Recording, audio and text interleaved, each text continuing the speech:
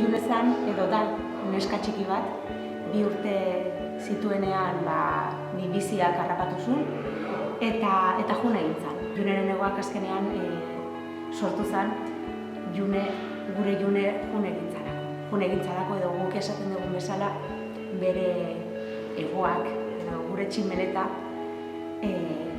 hortik edo hemendik dagola eta bere egoak ere gurekin dijoaztela.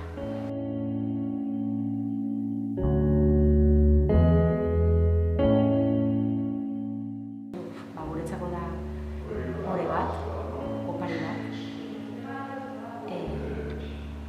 Carlos eta Maia, bere familia oso bihotza hondiko jendea da eta guri ere transmititu digu gauzak egin behar direla edo egitea posiblea dela mundu hobetzeko. Tragarria da benetan holako familia bat topatzea eta ikustea nola borrokatzen duten egunero.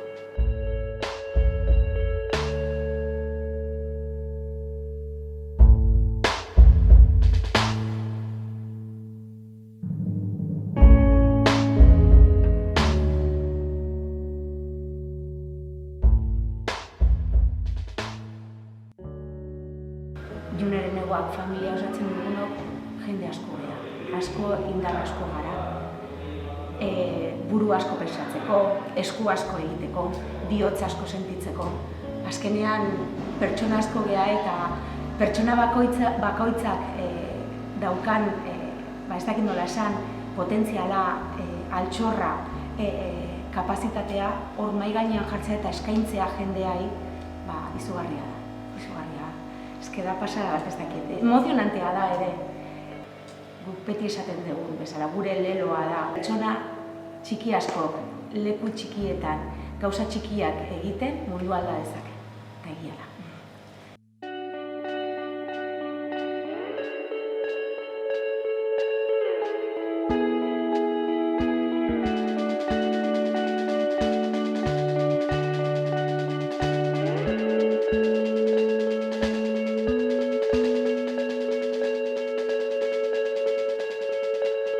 Hasi ginen jende asko.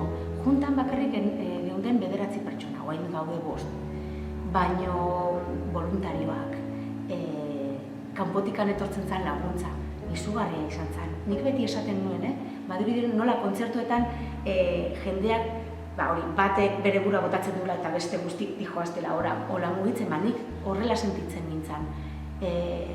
Jendeak eramaten gintuela. Hainbeste jende etortzeak, subidon ematen duzu.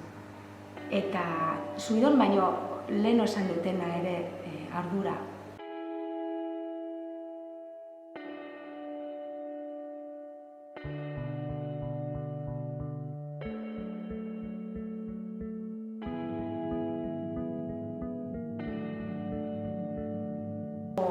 Zoragarria da benetan, holako familia bat topatzea, eta ikustea nola borrokatzen duten egunero.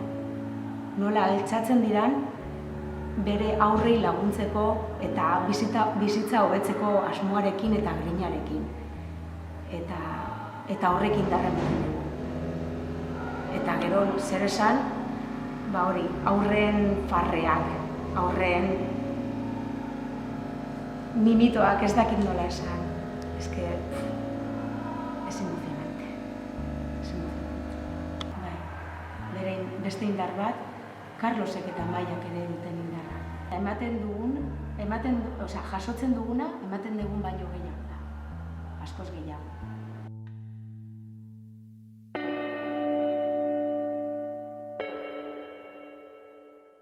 Horrelako egoerak ikusita hobeto baloratzen dugu, edo gehiago baloratzen dugu gure bizitza, gure bizitza egoera, gure sortea. Baita ere, txiki-txikia sentitzen zea. Ze guretzako oso erraza da.